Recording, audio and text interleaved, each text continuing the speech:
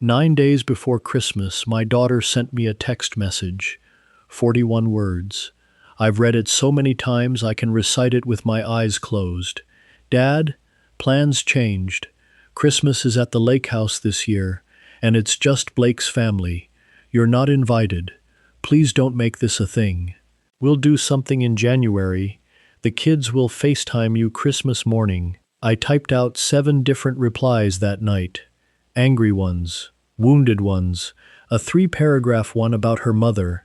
I deleted every single one, and at 11:40 p.m. I sent back one word, understood, because my daughter had forgotten something. In 41 words about the lake house, she had forgotten one very important thing about the lake house. And 6 days later, I sent her a text of my own, almost word for word hers, and by sundown on Christmas Eve, her husband's entire family was standing in the snow in front of a locked door, finding out exactly what she forgot. My name is Frank.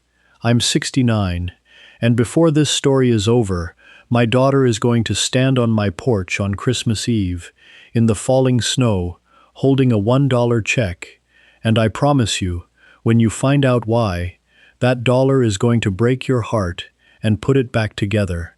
It did mine. Let me tell you who I am, because who I am is the reason any of this happened. I fixed diesel engines for 39 years, started sweeping the shop floor at 19, owned the shop by 40, owned 3 of them by 55, and sold all 3 at 62 to a national chain for a number I have never said out loud to anyone except my wife Carol, and later, a very discreet accountant. I still drive a 2009 pickup.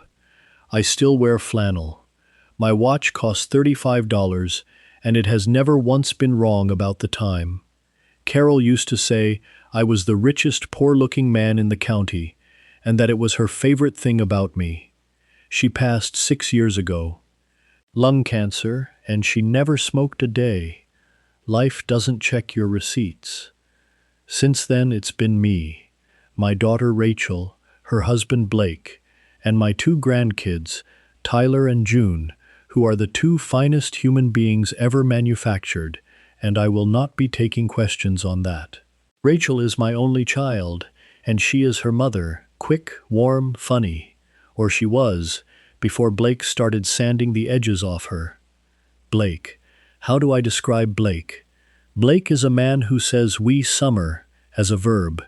Commercial real estate, always one deal away from the big one, leased German car, teeth like a game show host. And from the day Rachel brought him home, Blake looked at me, at the flannel, the truck, the hands that don't fully clean anymore, and filed me in a drawer marked embarrassing. He wasn't rude, you understand. Rude I can work with. I'm from a shop floor. We speak fluent rude. Blake was worse than rude. He was gracious. He'd introduce me at their parties with a little laugh. This is Rachel's dad. He's a mechanic. Isn't that great? Past tense optional. He never once asked what happened to the shops. Men like Blake can't imagine that a man in flannel sold anything for more than scrap. And here's my confession right up front. I let him think it. Carol and I decided long ago that money you talk about changes every room you walk into, and I liked my rooms the way they were. So Blake spent 11 years being gracious to a man he thought was broke. That's the tuition, friends, for the education he got this Christmas. 8 years ago, Rachel was pregnant with June. Tyler was 2, and she and Blake were drowning. His commissions came in waves, mostly low tide.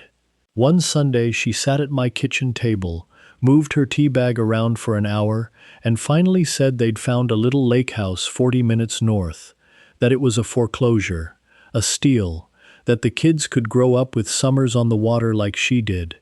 And then she looked at her hands and said they couldn't come close to affording it, and she didn't know why she was even telling me. I told her to give me a week.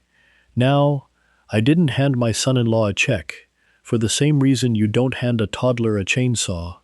What I did was call my accountant, who set up a little company, an LLC they call it. I named it Cedar and Pine Holdings because the property had both, and because Carol would have liked the sound of it.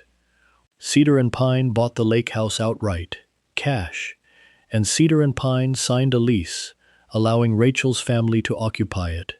The rent was $1 a year. That was Rachel's idea, actually. She'd read that a lease needs some payment to be real. So every January, my daughter would mail me a check for $1, and in the memo line, she'd write something different each year. Rent and thank you. Rent, love you, Dad. 1 year, just, Mom would have loved the doc. I never cashed a single one. I kept them in Carol's old recipe box on my counter. 8 checks. Hold on to that recipe box, friends. It's coming back at the worst possible moment. Rachel knew all of it. She signed the lease. And we agreed, the two of us, that the details were nobody's business, including Blake's. She'd tell him a family arrangement made it affordable, and that's all anyone needed. But here's the thing about a lie of omission. It's a rental too, and the interest compounds. Within a year, Blake was calling it our lake place. Within 3, I stood at a 4th of July barbecue that I was invited to back then, and heard Blake tell his golf buddies about the lake house I picked up at the bottom of the market. You have to have vision, gentlemen. Vision. The man had vision like a bat has vision, but I stood there with my burger and said nothing, because Rachel caught my eye across that lawn with a look I knew from her childhood. Please, Dad, not here. So, not here. Not anywhere, as it turned out. The story calcified. Blake's parents believed their son owned a lake house. Tyler and June grew up calling it Daddy's Lake. And every January, quiet as snowfall, a $1 check arrived in my mailbox, the only piece of the truth still breathing. You can live a long time on $1 a year of truth. I did, right up until Thanksgiving. Thanksgiving was at Rachel's house in town. It was fine. Fine the way a smoke alarm with a low battery is fine, chirping something at you that you choose not to hear. Blake's parents were there, down from Chicago. His father, Gordon, is Blake plus 30 years and minus the hair, a man who examines the label of every bottle you bring. After pie, I went upstairs to see the Lego City in Tyler's room, and I will tell you the truth. What happened next, I heard because the old house has a floor vent in that room that carries sound up from the kitchen like a telephone. I know that vent. I've known it for years. I didn't walk away from it. Judge me if you like. Through the vent, Gordon's voice. So we'll finally see this famous lake house at Christmas, Blake. Finally? Full week. Everybody up there. Gordon. Rachel's father coming? He's a character. And then my son-in-law laughed. A small, tired laugh, the kind you'd use for a leaking faucet, and said the sentence, I will carry to my grave. God, no. The kids can FaceTime him. I'm not spending Christmas explaining to your friends why Rachel's dad dresses like the help. The man showed up to Easter smelling like motor oil, Dad. At my own lake house, I get to pick the guest list. My own lake house. I get to pick the guest list. And friends, here is the part that actually broke something in me, because it wasn't Blake. Blake saying that surprised me, the way weather surprises a roof. It was the next voice, my daughter's voice, my Carol's laugh, teabag swirling daughter, quiet, tired, 3 feet from that vent. He'll understand. Dad never makes a thing of anything. She wasn't wrong, was she? 11 years of never making a thing of anything. I'd trained her to expect it. I came downstairs. I ate a second slice of pie I couldn't taste. I kissed my grandkids. I complimented the bird. And I drove home in the truck Blake is embarrassed by. And I sat in my driveway for a long time. 9 days later, December the 16th, the text arrived. 41 words. You're not invited. Please don't make this a thing. She sent it by text, friends. 11 years of Sunday dinners and a text. And somewhere in me, A gear that had been slipping for a decade finally caught. She asked me not to make this a thing. I decided to make it, instead, a lesson. I want to walk you through the next 6 days carefully, because people in the comments are going to argue about them, and I want you to have the whole picture before you pick your side. I did not scream. I did not call. I sent one word, understood. And the next morning I put on my good flannel and drove to see Marcus, my attorney, a man who has been waiting 8 years for this phone call, the way some men wait for playoff tickets. Here is what Rachel forgot, in plain language. The lake house was never hers, and it was never Blake's. It belongs to Cedar Pine Holdings, which is me. What her family held was a lease, a $1 a year license to occupy, renewed every January, terminable by the owner, with proper notice per its own terms. Terms my own daughter signed at my kitchen table, with Carol's pen. And Christmas at the lake house? That wasn't a family gathering anymore. The moment it became Blake's family only, at Blake's property, with Blake picking the guest list, it became a party at a house I own, hosted by a man who calls me the help, to which the owner was disinvited by text message. So the owner responded in kind. Marcus prepared a formal notice from Cedar Pine. The license to occupy would not extend through the holiday period. The property would be secured December the 22nd for owner's use. Personal belongings could be retrieved by appointment. Certified mail, delivered December the 20th, addressed to the tenants of record. Rachel and Blake both, because Blake was about to learn a new word, and the word was tenant. I want to be honest about one thing, because this story doesn't work if I polish myself up. The night before the letter went out, I nearly stopped it. I sat with my thumb over Marcus's number for an hour, because the 22nd of December is no ordinary date in a family with children, and I knew exactly what I was aiming at. What settled it was Carol's recipe box.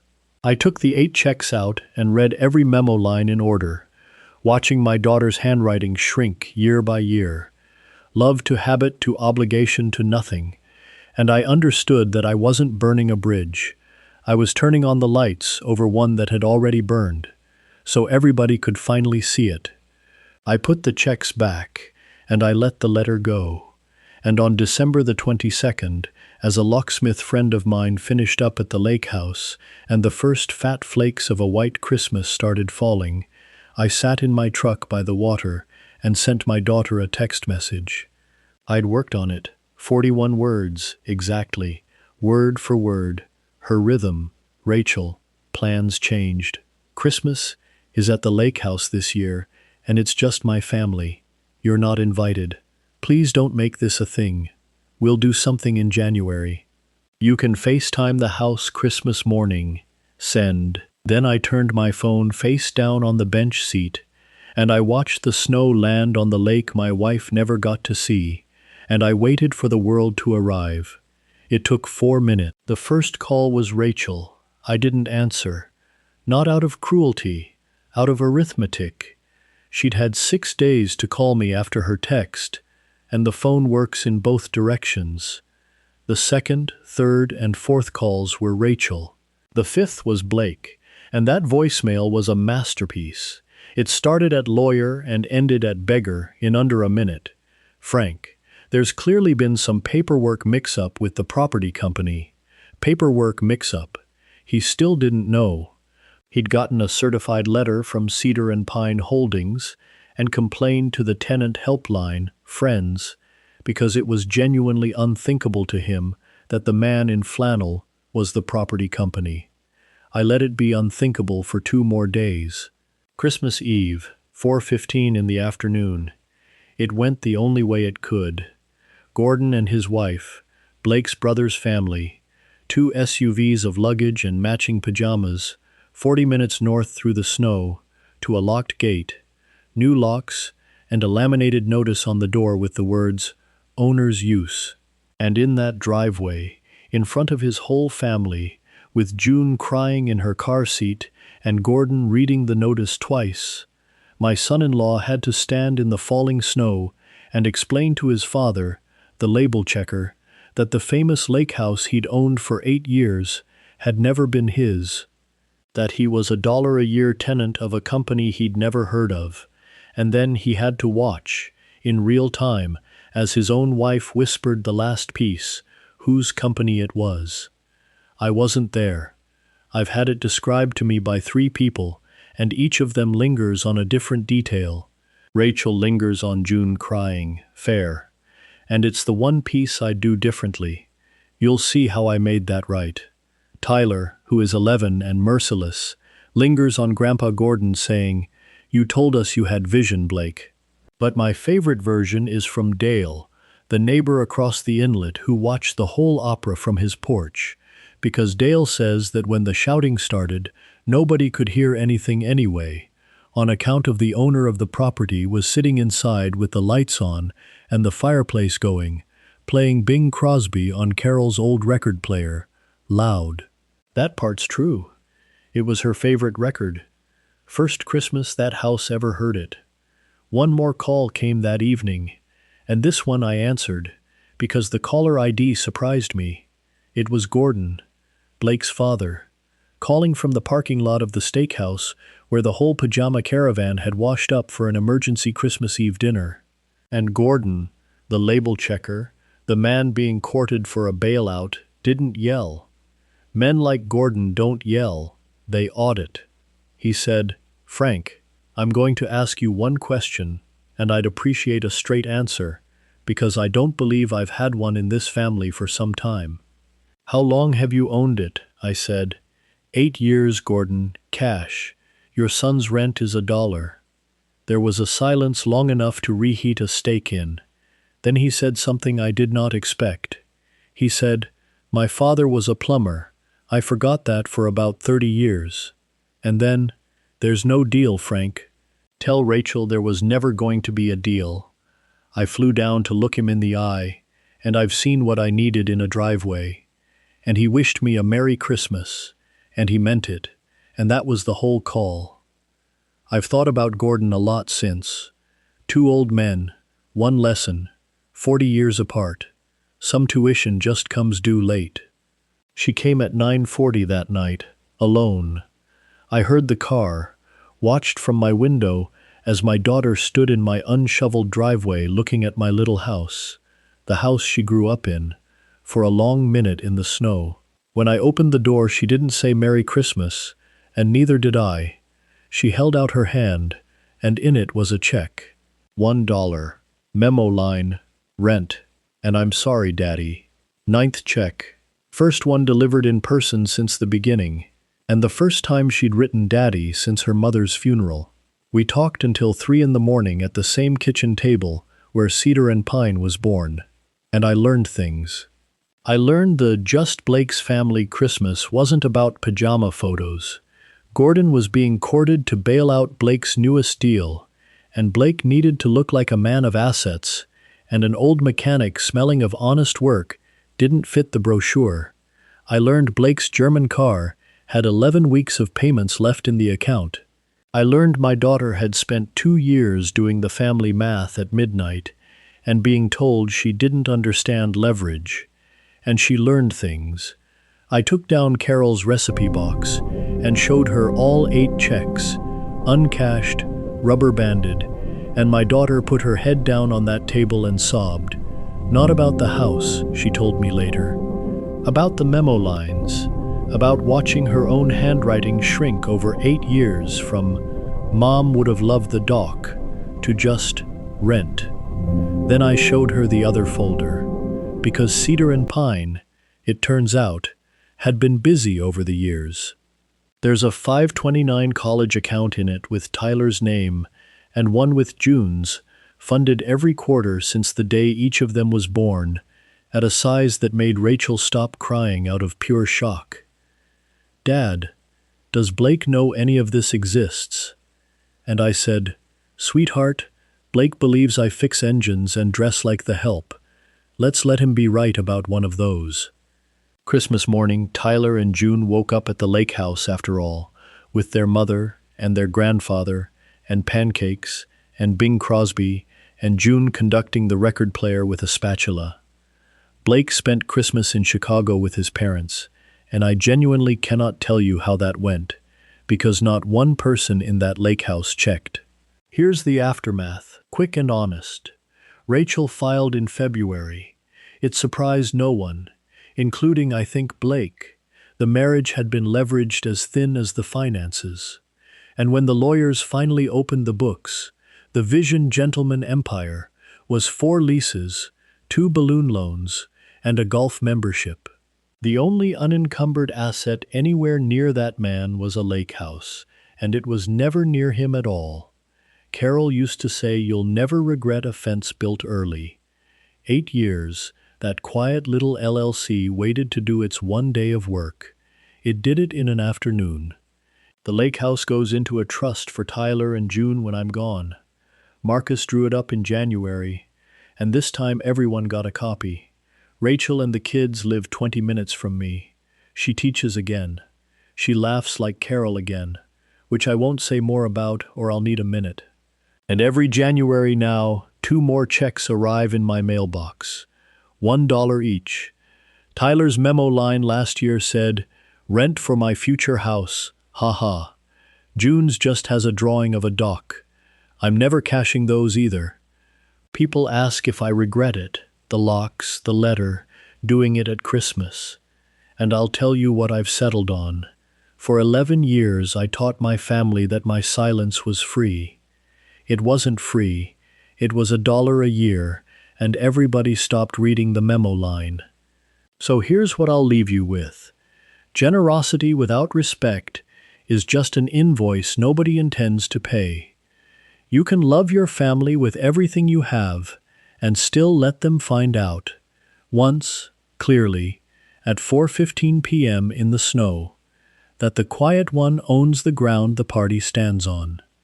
Now I want your verdict in the comments, because my own grandson says I went too far, and my neighbor Dale says I didn't go far enough. Should I have warned her before the 22nd, or was a 41-word text exactly what a 41-word text deserved? Word for word, I read everything you write. And if you believe the quiet ones see everything, subscribe, because next Sunday's story starts with a phone call at 2 in the morning. My son whispering, "Dad, pretend you don't know me tomorrow." At his own wedding, I understood why. Take care of each other and read the memo lines.